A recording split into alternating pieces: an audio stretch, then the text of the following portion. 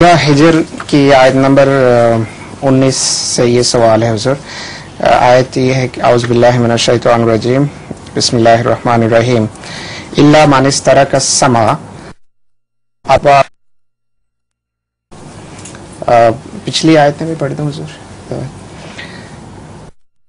جعلنا فی السماء بروجا وزیناها للناظرین وحفظناها من کل شیطان الرجیم الا من استرک السمع فاتبعہ شہاب مبین. تو ان کا سوال یہ ہے کہ استرک السمع سے حضور کیا مراد ہے؟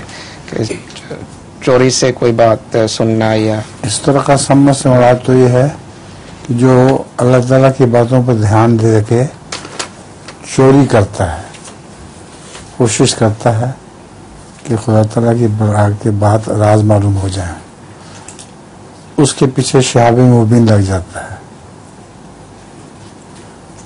اور یہ دراصل استعارہ ہے، اور شہاب مبین تو وہ جو پیچھے میٹیور لگتے ہیں نا، اس میں روشن ہو جاتے ہیں، وہ ہیں.